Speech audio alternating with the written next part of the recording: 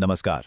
जरा सोचिए, क्या एक मामूली सी सोशल मीडिया पोस्ट पूरी दुनिया को तीसरे विश्व युद्ध के मुहाने पर ला सकती है?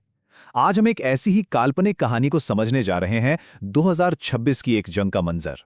ये कहानी एक वीडियो से ली गई है जो दिखाती है कि कैसे छोटी-छोटी गलतफहमियां और बढ़ता हुआ तनाव दुनिया को एक भयानक तबाही की ओर धकेल सकता है।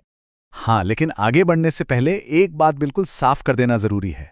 ये जो कुछ भी हम देखने जा रहे हैं, ये सिर्फ एक कहानी है, कोई भविष्यवाणी नहीं।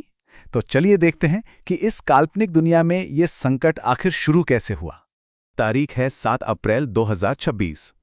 अमेरिका के राष्ट्रपति एक सोशल मीडिया पोस्ट करते हैं जिसमें लिखा है, आज एक पूरी सभ्यता खत्म हो जाएगी। बस इस एक लाइन ने पूरी दुनिया में सनसनी फैला दी और इस संकट को उसके सबसे खतरनाक मोड़ पर लाकर खड़ा कर दिया। इस धमकी के बाद तो जैसे दुनिया में भूचाल आ गया। शेयर बाजार धड़ाम से गिर गए और दुनिया भर की सेनाएं हाई अलर्ट पर चली गईं। ऐसा लग रहा था कि दुनिया एक ऐसे युद्ध की दहलीज पर खड़ी है जो शायद सब कुछ बदल के रख देगा। इस वीडियो की कहानी के मुताबिक ईरान के लोगों के लिए जानवर जैसे शब्दों का इस्तेमाल किया गया। और ऐसी भाषा क्यों इस्तेमाल की गई? ताकि अगर आम लोगों यानी सिविलियन इंफ्रास्ट्रक्चर पर हमला हो तो उसे किसी तरह सही ठहराया जा सके। जाहिर है, पूरी दुनिया से इसका जबरदस्त विरोध हुआ। एमनेस्टी इंटरनेशनल जैसी संस्थाओं ने इसे सीधे सीधे नरसंहार की धमकी बताया और यूएन ने भी चेतावनी दी कि आम लोगों को निशाना बनाना एक युद्ध अपराध यानी वॉर क्राइम होगा। चारों तरफ एक डर का माहौल था। तो सवाल यह है कि हम यहां तक इस खतरनाक मोड़ तक पहुंचे कैसे? चलिए जरा पीछे चलते हैं और देखते हैं कि इस आग की चिंगारी आखिर लगी कहां से थी। इस कहानी के अनुसार लड़ाई शुरू होने के पहले 50 दिनों में ही 4000 से ज्यादा जानें जा चुकी थी। और ये सिर्फ एक नंबर नहीं है, हर एक मौत के पीछे एक उजड़ा हुआ परिवार था, एक खत्म हुई कहानी थी। लेकिन ये मौतें हुई कहां?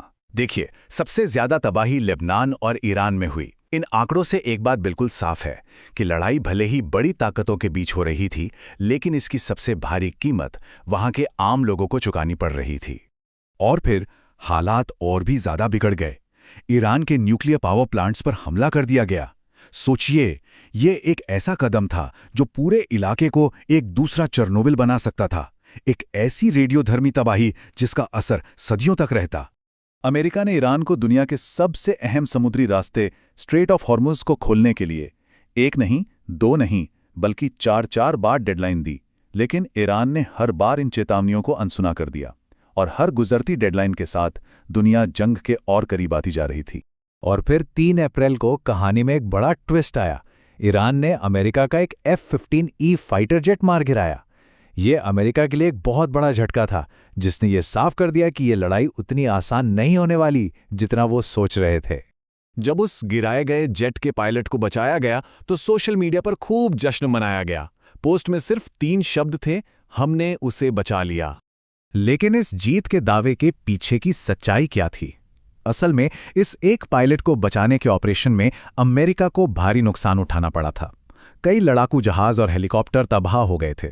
तो ये जीत का दावा कहीं ना कहीं खोखला लग रहा था। जब दुनिया को लग रहा था कि अब एक बहुत बड़ा हमला होकर रहेगा, ठीक तभी कुछ ऐसा हुआ जिसकी किसी को भी उम्मीद नहीं थी। एक फोन कॉल ने कम से कम कुछ वक्त के लिए दुनिया को तबाही से बचा लिया। अमेरिकी हमले की फाइनल डेडलाइन से सिर्फ 90 मिनट पहले पाकिस्तान ने एक तरह से एक चमत्कार कर दिखाया। उसने अमेरिका और ईरान के बीच 2 हफ्तों के लिए सीज़फायर यानी युद्ध विराम करवा दिया।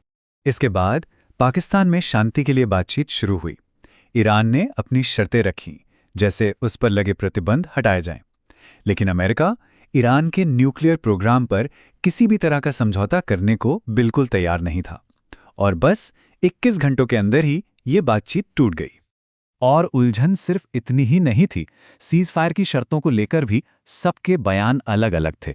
पाकिस्तान का कहना था कि ये लेबनान पर भी लागू होता है, जबकि अमेरिका ने इससे साफ इनकार कर दिया। मतलब किसी को ठीक से पता ही नहीं था कि हो क्या रहा है। अब जब शांति की कोशिशें भी नाकाम हो गईं, तो ये लड़ाई एक नए और शायद पहले से भी ज्यादा खतरनाक दौर में पहुंच गई।